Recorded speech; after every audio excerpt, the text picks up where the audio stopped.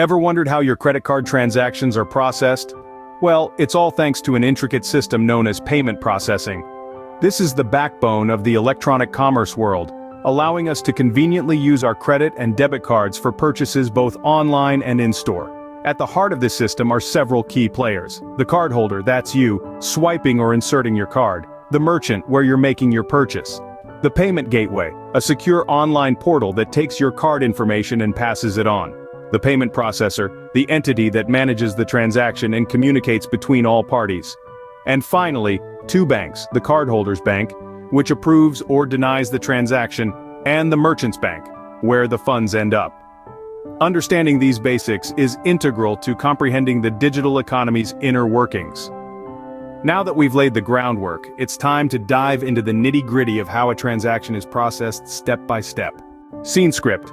Imagine you're at a store, ready to make a purchase with your credit card. What happens next?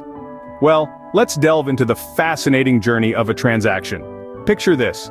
You're at your favorite store, or maybe you're online, hunting for that perfect item. You found it, and you're ready to make it yours.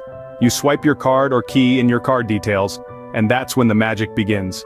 Your card details, along with the transaction information, embark on an incredible journey. They travel to a special place called a payment gateway.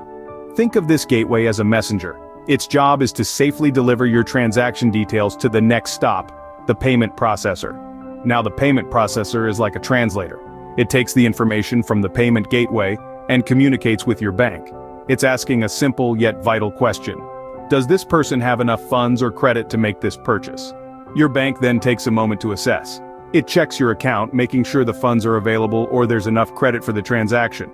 If everything checks out, your bank gives the green light. This approval is then communicated back to the payment processor.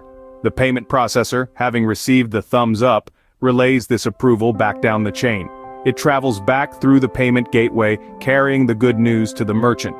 The merchant, now aware that the transaction has been authorized, can complete the sale. The item you were so eager to purchase is now officially yours. So, in a matter of seconds, your transaction details have been on an incredible journey, from your card to the store through gateways and processors to your bank and back again, all to ensure that your purchase is successful, secure, and seamless. And voila, that's how a transaction is processed. But we're not done yet, there's one more crucial step. So, the transaction is authorized and the sale is complete. But when does the merchant actually get the money? Let's unravel this mystery. The transaction isn't complete until the merchant's bank receives the funds from the cardholder's bank. It's like a relay race where the baton is the funds being transferred. This usually happens at the close of the business day. Imagine the merchant, at the end of a busy day, gathering all the authorized transactions, like a farmer collecting the day's harvest. This collection of transactions is called a batch. The merchant then sends this batch to their bank. Now it's the bank's turn to step in. The bank politely requests the funds from the cardholder's bank.